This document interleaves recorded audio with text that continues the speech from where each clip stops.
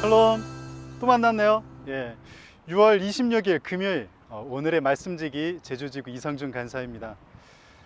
여느 때 같으면 전국 여름 수련회가 마무리되는 날이었을 텐데요. 이 코로나 때문에 아쉽게 됐죠. 수련회는 때와 장소의 상황을 고려해야 하지만 성경 말씀은 때와 장소와 시간과 상황을 가리지 않고 늘 만날 수 있으니 우리 모두 큐티를 통해서 특별한 하나님의 은혜를 날마다 누려봤으면 좋겠습니다. 자, 이제 디모데후서가 중반을 넘었네요. 우리 얼마 남지 않은 6월 이 끝까지 함께 달려볼까요? 디모데후서 3장 10절에서 13절에는 두 가지 중요한 신학적 사상이 나타납니다. 첫 번째는 의인의 고난으로 그리스도 예수 안에서 경건하게 살고자 하는 자는 박해를 받을 것이라는 점입니다. 10절 말씀은 바울 자신이 복음을 전하면서 얼마나 오래 참고 사랑과 인내로서 견뎠는지 고백하며 시작합니다. 그리고 11절에서는 순환을 받은 구체적인 장소로 안디옥, 이고니온, 루스드라를 언급합니다. 바울이 그곳에서 어떤 일을 경험했는지는 사도행전에 잘 나타나 있습니다.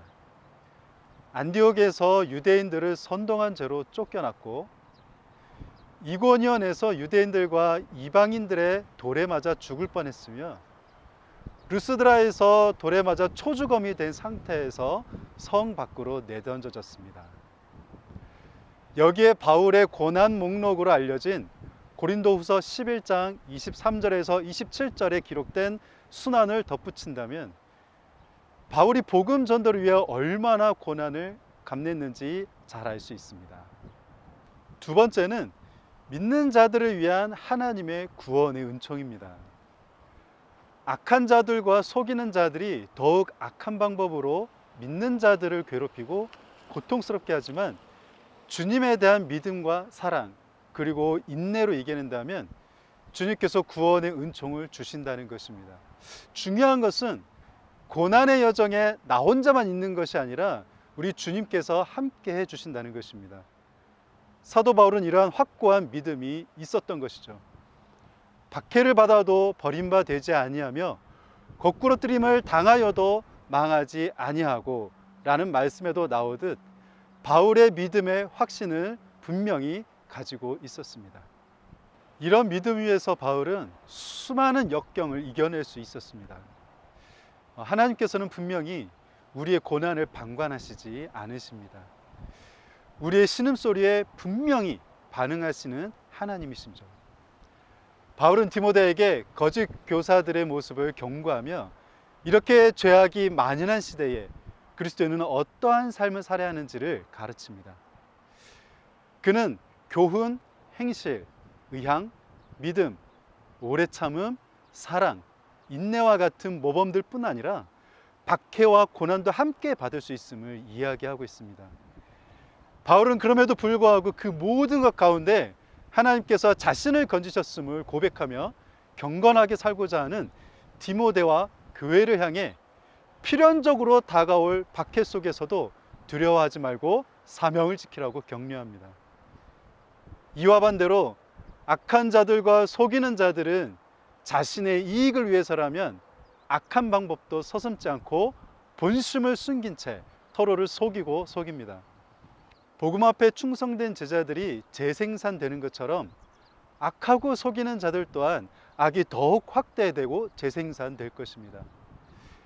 이러한 세대 속에서도 바울은 디모데에게 새로운 것을 가르치는 것이 아니라 그가 이미 배우고 확신한 일, 즉 성경을 통해 배운 변하지 않는 복음의 진리 안에 거할 것을 명령합니다. 바울은 디모데에게 고난을 극복하는 방법을 알려줍니다.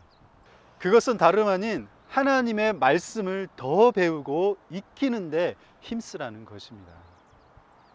디모데는 어려서부터 외할머니 로이스와 어머니 유니게 그리고 나중에는 바울에게서 성경에 대해 잘 배웠습니다.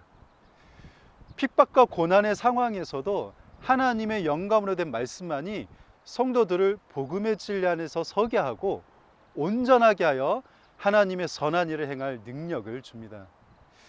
성경은 하나님의 감동으로 된 것으로 교훈과 책망과 바르게 함과 의로 교육하기에 유익하고, 이는 하나님의 사람으로 온전하게 하며 모든 선한 일을 행할 능력을 갖추게 합니다. 또 성경은 사람들로 하여금 그리스도 예수 안에 있는 믿음으로 구원에 이르는 지혜가 있게 합니다. 말씀은 하나님을 올바르게 알게 하고 나의 삶을 올바른 방향으로 나아가게 합니다. 말씀이 심기면 반드시 그 열매를 맺습니다.